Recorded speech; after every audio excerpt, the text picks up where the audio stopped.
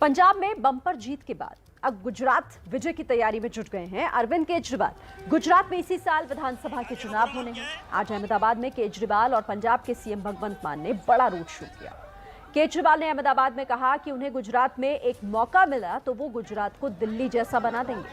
क्या है केजरीवाल का प्लान गुजरात? केजरीवाल और पंजाब के सीएम भगवंत मान से खास बातचीत की हमारे सहयोगी चैनल एबीपी अस्मिता के संपादक रौनक पटेल ने।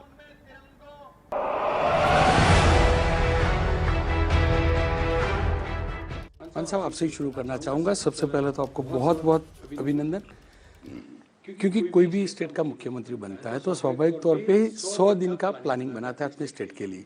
लेकिन मैंने पहले मुख्यमंत्री देखे जो अपने स्टेट के साथ दूसरे प्रदेश में पार्टी के प्रचार के लिए भी निकले। क्या वजह रही? लेकिन आपने ये तो देखा, अच्छी बात है कि आप प्रदेश में निकला, 100 दिन का वो प्लान बनाते हैं, लेकिन हम 100 मिनट का प्लान बना के आए। जितने ऐलान, जितने फैसले हमने 15 दिन में, 16 दिन में हमने किए हैं, पंजाब के लोग ये कह रहे हैं कि इतने तो 15 साल में नहीं हुए। तो चाहे वो 25,000 युवाओं को नई जॉब्स देने का होगा, गारंटी जो हमने दी थी, चाहे 35,000 जो आउटसोर्सिंग और कच्चे मुलाजिम उनको पक्के करने की हो, चाहे वो एमएलएज की 6-6, 7-7 पेंशन्स ख़त्म करने की हो, चाहे वो प्राइवेट स्कूलों को फीस ना बढ़ाने की हदायतें हों, और एक ही दुकान से वर्दी या किताबें खरीदने के आदेश नहीं दे सकते। वो उनको सबको बताना पड़ेगा कि कौन कौन सी किताबों की दुकानें हैं, उन पर वहाँ पे माता पिता जा सकते हैं। एंटी करप्शन का हमने सबसे पहला शहीद आजम भगत सिंह के दिन नंबर जारी किया 9501200200, जिस पे हमें लोगों ने वीडियो बना के भेजे और बहुत से एक्शन भी हुए। Anti corruption helpline, anti corruption action line है वो। तो अब मेरा फर्ज है, मेरी पार्टी जो है वो नेशनल लेवल पे जा रही है, और जहाँ भी मेरी ड्यूटी लगेगी तो हम जाएंगे। और ये इन्होंने जो बातें बताई, पहले मैं समझता हूँ 16 तारीख को इनकी शपथ हुई, आज 2 तारीख है, तो कितने 14, 15, 16 दिन हुए हैं। 16 दिन में पंजाब से भ्रष्टाचार खत्म हो गया।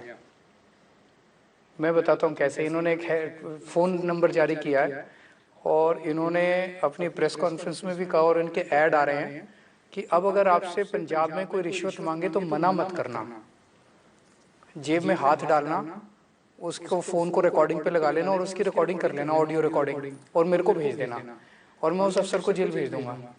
आप यकीन नहीं मानोगे, पूरे पंजाब में डर बैठ गया है सबके भ्रष्टाचारियों के मन में कि अगर इस बंदे ने, मैं जिससे रिश्वत मांग रहा हूँ, उससे पैसे मांग लिए तो वो मेरी रिकॉर्डिंग करके भेज। इन्होंने कई अफसर सस्पेंड कर दिए, वो कर दिए। पंजाब में भ्रष्टाचार बंद हो गया, गुजरात में भी हो सकता है। इन्होंने नॉट ओनली ऑफिसर्स की वीडियो आई जो मांग रहे थे पैसे, उल्टा भी आई।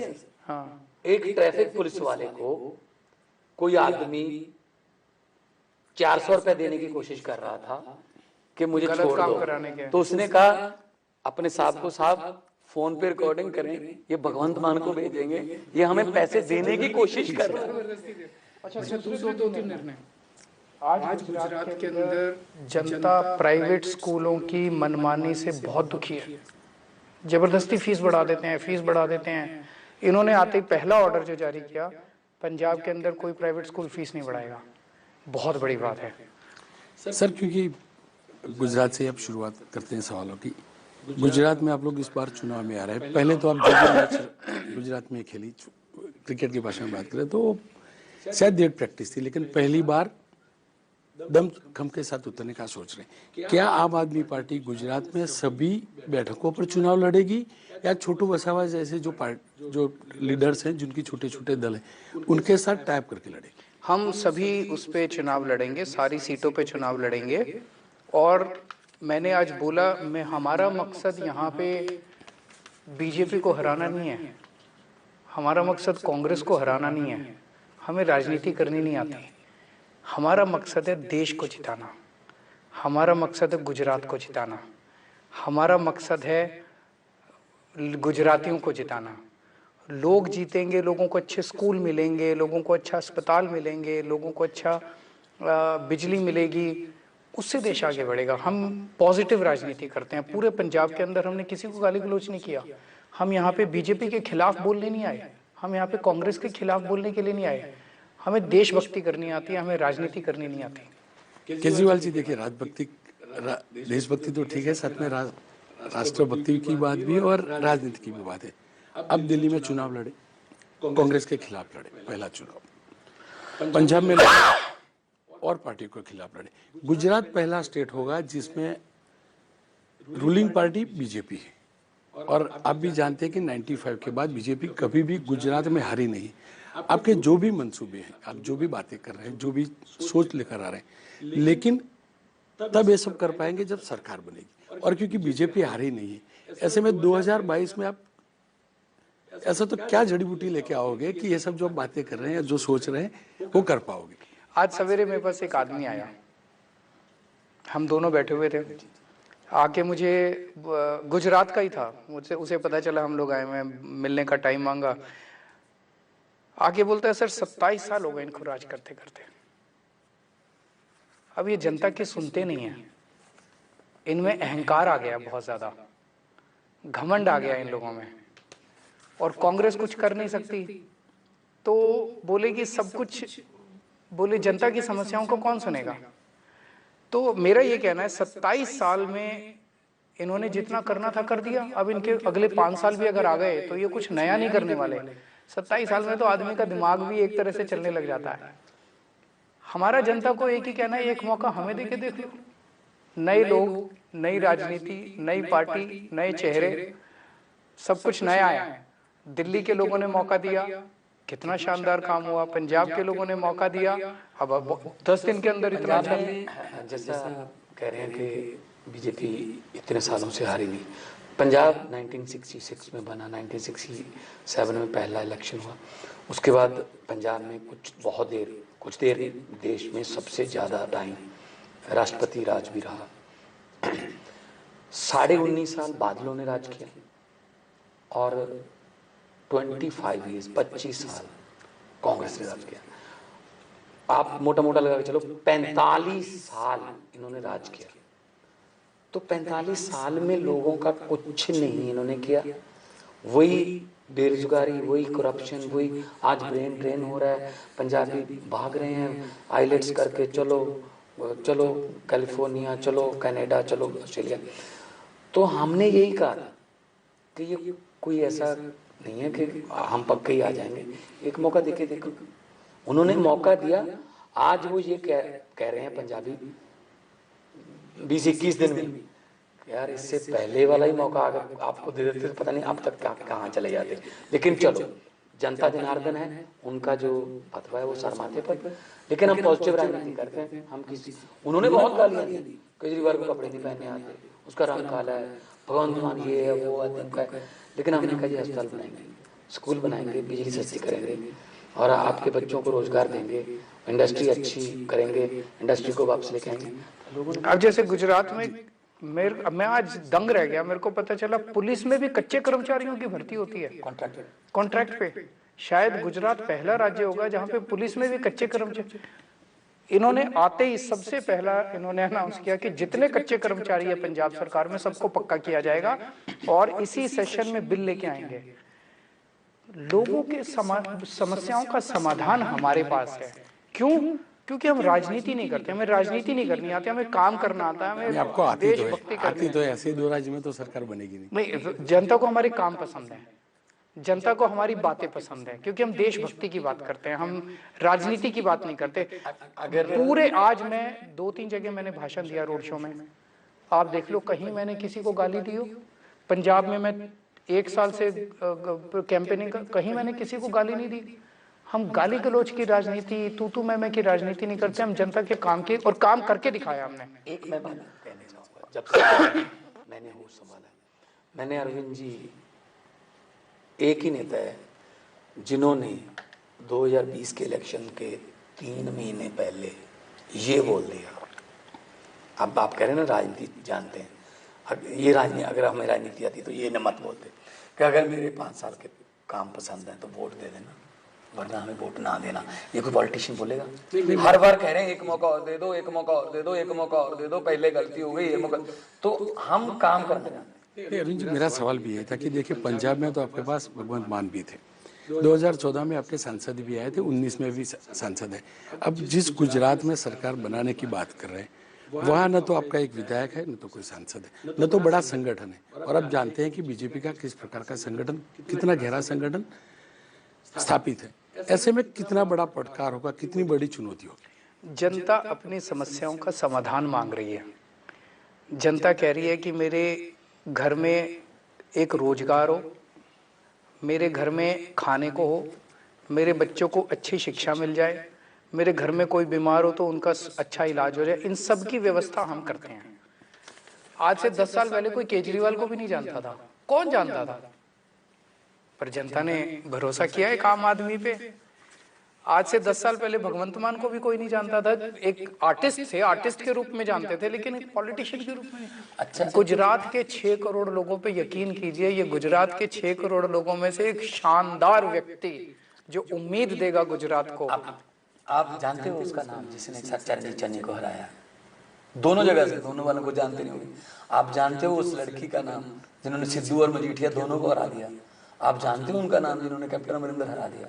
आप जिन्होंने सिटिंग चीफ मिनिस्टर, पंजाब के जो सिटिंग चीफ मिनिस्टर है, उनको हराने वाला व्यक्ति एक मोबाइल शॉप पे रिपेयरिंग का काम करता है। केजरीवाल जी देखिए, भगवंत मान आपके पास थे पंजाब में, गुजरात में कौन हो सकता है भगवंत मान? क्या आप मुख्यमंत्री का चेहरा घोषित करने के बाद चुनाव में उतरोगे?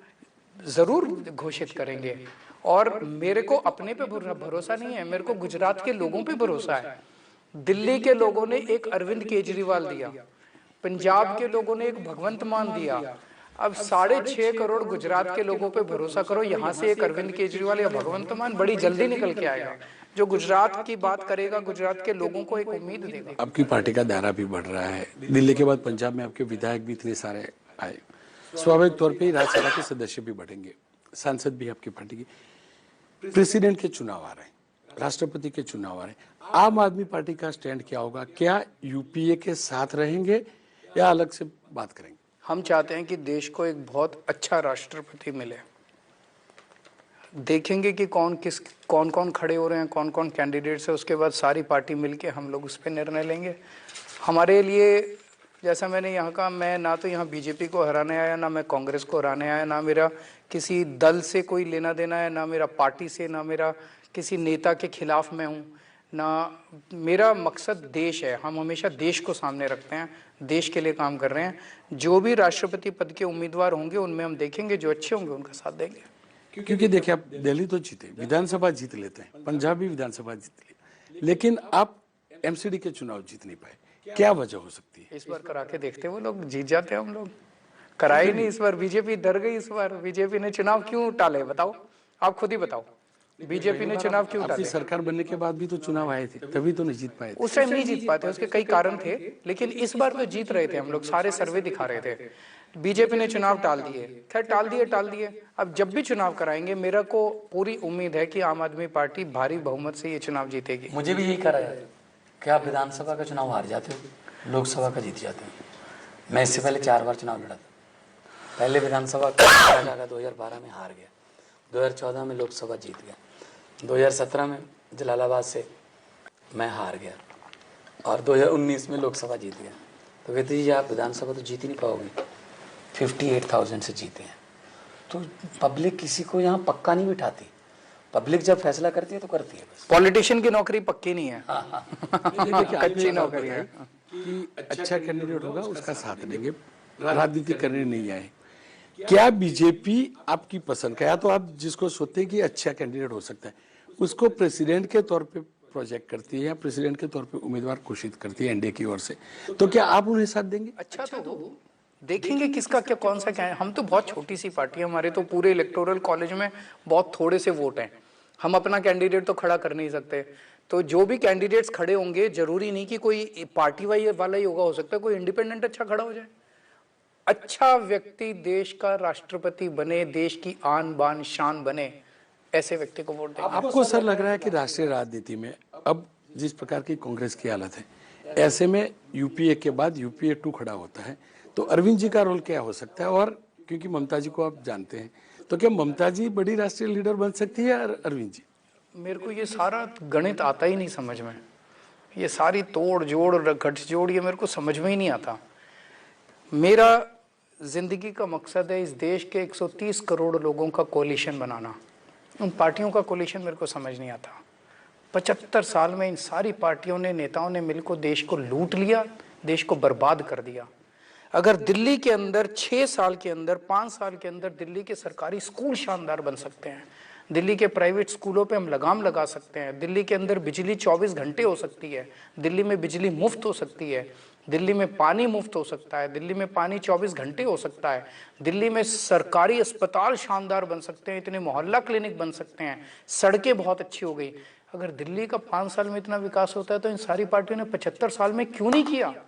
देश को जानबूझ के गरीब और जानबूझ के अनपढ़ रखा गया। केवल और केवल गंदी राजनीति हुई है इस देश के अंदर, केवल भ्रष्टाचार हुआ है। इसे बदलना है और इसे केवल देश के लोग बदल सकते हैं, ये पार्टियां नहीं बदल सकती। मेरी जिंदगी का मकसद पार्टीबाजी करना नहीं है, राजनीति करना नहीं है। 130 करोड़ लोगों का कोलिशन बनाएंगे हम। इसमें डॉक्टर भी होंगे, इंजीनियर भी होंगे, किसान भी होंगे, लेबर भी होगी, मजदूर भी होगा, व्यापारी भी होंगे, लॉयर भी होंगे, चार्टर्ड अकाउंटेंट, ये सब मिलके हम मिलके देश को आगे बढ़ाएंगे। देखिए, आप कहते हैं राजनीति नहीं आती, लेकिन राजनीतिक गणित आपका काफी अच्छा है। पंजाब के चुनाव के टाइम पे आप जो भी डिबेट्स में जाते थे, वहाँ आंकड़ा तक लिख के देते थे कि इतनी सीट आम आदमी पार्टी की आएगी। आपका गणित क्या कह रहा है? गुजरात में आम आदमी पार्टी की कितनी बैठकें आ सकती? थोड़ा समय दीजिए, हम सर्वे कराते हैं, लिख के भी देंगे। सर्वे कराते हैं, हमारे सर्वे बड़े सटीक होते हैं। मैं वैसे ही, मैं ज्योतिष नहीं करता, मैं इंजीनियर हूँ, मैं सर्वे करता हूँ। तो थोड़ा सा समय दीजिए, थोड़ा हमें काम कर लेने दीजिए। क्लोजर टू इलेक्शन आपके साथ एक और इंटरव्यू करेंगे। दूसरा एक सवाल था कि एक फिल्म को लेकर काफी विवाद हो, दी कश्मीर फाइल को लेकर आपने विधानसभा में उस फिल्म को लेकर काफी हंसे भी। क्या वो नेचुरल हंसी थी या राजनीति का हिस्सा था? और क्या आपको लग रहा है आपने जो बयान दिया था वो सही नहीं था? क्या बयान दिया था? आपने जिस प्रकार से फिल्म को लेकर कहा था कि उसको यूट्यूब पे डाल देनी चाहिए, साथ में जिस प्रकार से आपको उसके बाद तुरंत हंसे। हम क्यों हंसे? इस हंसे को बीजेपी वाले हमसे ज्यादा हंस रहे थे, वो वहीं बैठे थे सामने, आप वीडियो देखिए पूरा। बीजेपी वाले ज्यादा हंस रहे थे।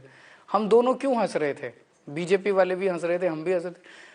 बीजेपी के कार्यकर्ताओं को जिस तरह से इस्तेमाल किया जा रहा है इस पिक्चर को प्रमोट करने के लिए, उस पे हंस रहे थे हम। ना तो फिल्म पे हंस रहे थे हम, ना कश्मीरी पंडितों पे हंस रहे थे। अगर ऐसा होता तो वो सामने वाले बीजेपी वाले भी क्यों हंसते हमारे साथ? तो एक ऐसा माहौल था, लेकिन उसको गलत तरीके से प्रोजेक्ट किया गया। कश्मीरी पंडितों के लिए दिल्ली सरकार ने, हमने बहुत कुछ किया है।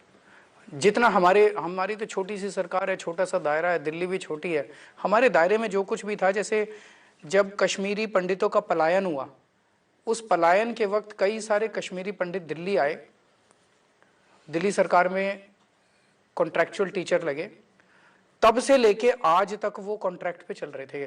बीच में बीजेपी की भी सरकार आई, कांग्रेस की, किसी ने उनको पक्का नहीं किया। हमारी सरकार ने आके उन लोगों को पक्का किया, हमने उनकी तरफ देखा। तो मेरा मकसद कश्मीरी पंडित हैं, उनका भला करना है। मेरे को किसी पिक्चर से कोई लेना देना नहीं है। नहीं, क्योंकि आपने जब टैक्स फ्री किया गया तो उसको लेकर भी किया, जबकि सच्चाई है कि दिल्ली सरकार ने भी काफी फिल्में टैक्स फ्री की है।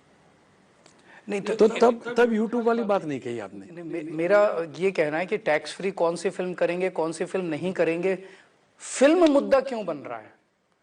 मुद्दा कश्मीरी पंडित है।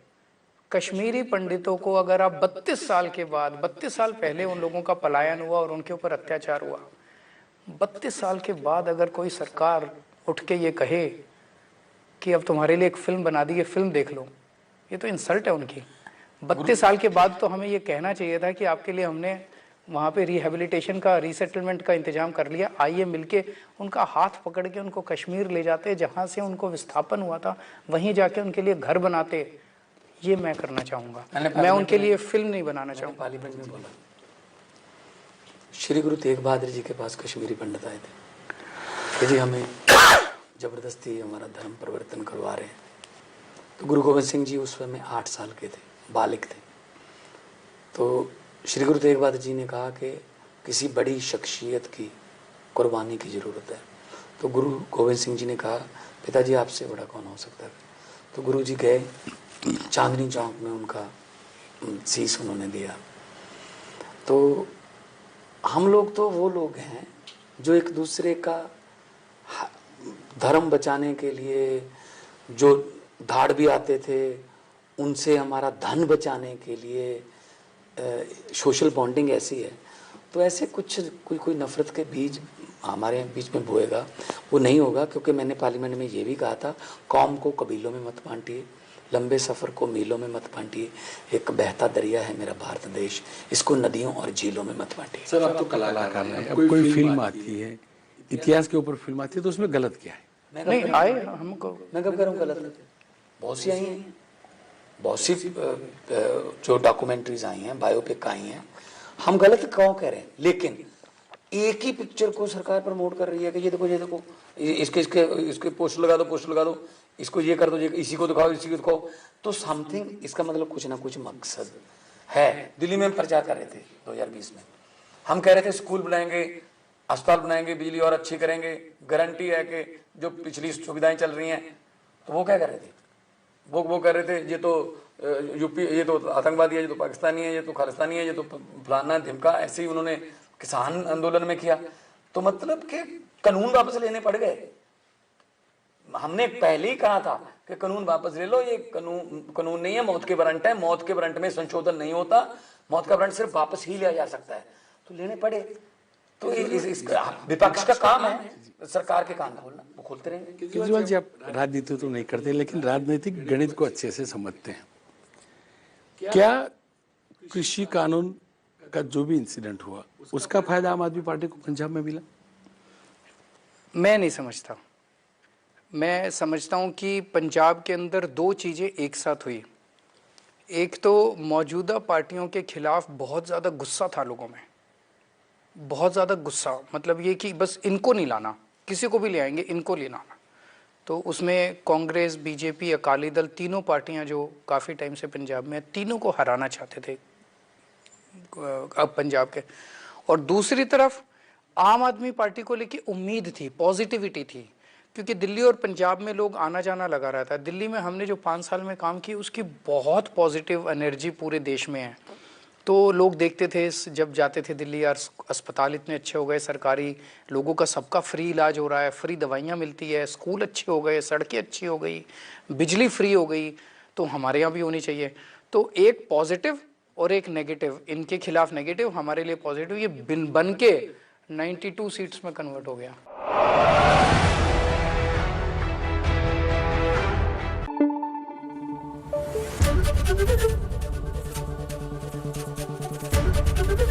एबीपी न्यूज आपको रखे आगे।